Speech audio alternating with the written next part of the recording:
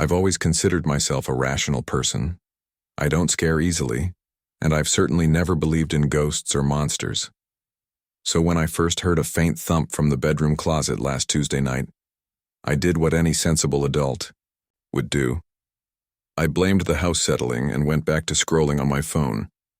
It was past midnight. I was alone in a new rental house, and strange noises are practically a given in an unfamiliar place. Still, I'd be lying if I said I didn't double-check the closet door before turning out the light. It was firmly shut, and nothing seemed out of the ordinary. I told myself to stop being paranoid. After all, I wasn't a kid anymore, jumping at shadows and imagining monsters hiding behind my coats. The next morning, I noticed the closet door was open. Just a crack, but definitely open. I frowned, trying to recall if I had maybe gotten up in the night and forgotten, or if I left it. I jar by mistake. I was sure I had closed it, I always do. I have a habit of keeping closet doors shut, chalk it up to childhood superstition. Perhaps the latch didn't catch? The house is old. Maybe the door swings loose on its own. That seemed plausible enough. I shrugged it off, got ready for work, and made a mental note to check the door's hinges later. All day at the office, I couldn't quite shake a nagging feeling of unease. It was silly. Just a door that didn't stay closed. But each time, I absent-mindedly hung my jacket or heard the squeak of a cabinet. I flashed back to that closet door, open just a few inches, darkness spilling out from inside. By the time I got home that evening, I had laughed at myself for being so jumpy. To put my mind at ease, I examined the closet. It's a shallow space, just a rod with a few jackets and shirts, moving boxes I hadn't unpacked yet, and a shelf, up top. Nothing unusual. I tugged firmly on the door until I heard the latch click. There. If it opened again, I'd know something was off. That night, I was jolted awake by a soft scraping sound. I blinked in the darkness, heart thudding, and realized it was coming from the closet door, the door that was now sliding open very slowly. I could hear the wood dragging lightly against the frame. Through the growing gap, my eyes picked up the dim outline of my hanging clothes, and something else. Low to the ground, two pale shapes peeked out from below the hem of a long coat. They looked like shoes. Large, flat shoes. My breath caught in my throat. I fumbled for the bedside lamp and flicked it on, flooding the room with light. In that instant, the closet door stopped moving. I stared hard at the bottom of the closet. The shoes, if that's even what I saw, were gone. Only my brown leather boots lay on the floor where I left them. I must have still been half dreaming.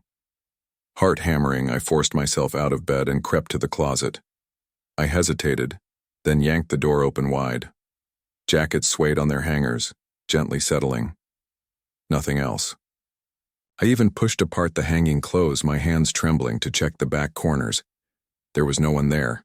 Of course there wasn't. Who would be in my closet at 3 a.m? I exhaled, shaky, but relieved.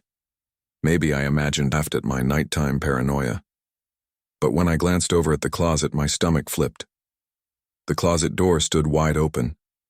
The chair I had jammed under the knob was moved neatly aside, placed back against the wall. It was as if someone had deliberately removed the obstacle to open the door. My mouth went dry. This wasn't the wind or a loose latch or my imagination. Someone had been in my house. I spent the next hour methodically searching every inch of that closet and the rest of the house.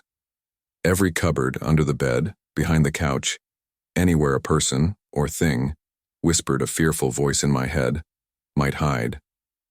I found nothing unusual. No sign of forced entry on doors or windows. Nothing was stolen. The only out-of-place thing was a faint smell in the closet, an oddly sweet scent like cotton candy or grease paint, the kind you might use for face makeup. By this point, my hands were shaking uncontrollably. I called my best friend Evan, whispering as if the intruder might still be around listening. He came right over. We both tried to make sense of it. A prank. But who would break into someone's house just to crack open a closet and not take anything? Nervously, that maybe I had a ghost. I didn't find that funny. We eventually decided the most likely explanation was that I sleepwalked. I'd never done it before, but stress can do that apparently. Maybe I had dreamt the shoes. Then, in a confused, half-sleep state, I myself moved the chair and opened the door. It was the only scenario that didn't involve an actual intruder or something impossible. I clung to that theory, desperately hoping it was true. To reassure me, Evan helped install a cheap battery-powered motion-activated camera inside the closet, positioned on the top shelf facing the door. If anyone opened it, the camera would kick on and catch it in the act. That made me feel a lot better. Technology to the rescue, right? For the next 2 nights, nothing happened. The closet door stayed closed, the camera recorded, only me going in to grab a fresh towel. I started to relax, convincing myself it really must have been me all along. Maybe I was adjusting to the new house and the incident was just a fluke stress reaction. By Friday night, I had almost forgotten about it. In fact, when I crawled into bed, I didn't even think to check the closet. The chair was long since removed, and my closet door was shut but not obsessively latched like before. I was finally feeling at home. Sometime deep in the night, I was wrenched out of sleep by a loud pop.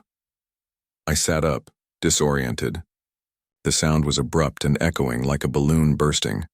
A cold wave of dread washed over me. In the darkness, I could just make out that the closet door was open again, a yawning black rectangle across the room. My heart pounding, I reached over and turned on the lamp, illuminating the space. My breath caught. A balloon lay on the floor just outside the closet. It was a bright red rubber balloon, now shredded and limp as if it had exploded from overinflation. I stared at it in disbelief.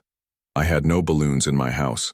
I barely had any party supplies at all, having just moved and knowing no one here, yet.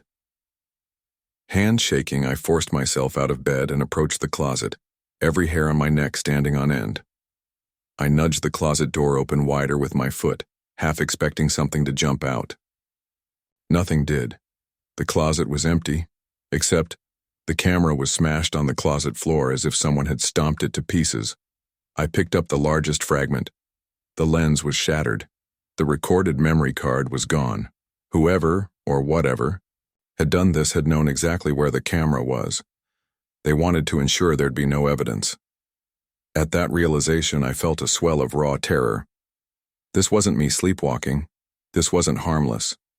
Someone had been in my room while I slept, right under my nose, and I had no idea how they'd gotten in or out. I barely slept the rest of that night. I kept every light on, kitchen to bedroom. I think I sat in the corner of the bedroom clutching a heavy flashlight as a weapon, staring at that closet until dawn. There were no more noises, no movement, but I could feel something watching me from the dark interior of the closet, as if the darkness itself had eyes. I was too afraid to look away for long enough to even blink. By morning, my nerves were shot and I knew I needed help. The police arrived around 8 a.m., after I shakily explained over the phone that someone had broken into my house multiple times. I didn't mention the clown shoes or the balloon on the phone. I knew how insane it sounded. I just reported an intruder possibly living in my home. 2 officers came by and did a thorough sweep. They found no signs of forced entry once again. I showed them the destroyed camera and the popped balloon, which I had gingerly collected into a plastic bag. To their credit, they took me seriously, though I could see their puzzled faces when they noticed nothing else was damaged or missing. One of them suggested it might be a neighborhood prankster or a former tenant with a spare key. I had the locks changed that afternoon, feeling only slightly better for having done something. That day I also did some desperate research, calling my landlord, scouring the internet, for any history of break-ins or if a previous tenant had left clown items behind. The house had no strange history I could find, no weird crawl spaces or trapdoors according to the landlord. I was the only occupant, and no one had a key besides me, now that I'd changed the locks. By the time night fell, I was a wreck. I hadn't truly slept in over 24 hours, but I was terrified of what might happen if I drifted off. I decided I'd try to stay awake all night, watching the closet. I even nailed the closet door shut with a couple of nails and a makeshift wooden brace. It was overkill, maybe, but I needed to feel secure. Only then did I finally lie down in bed, lamp on, every nerve on edge.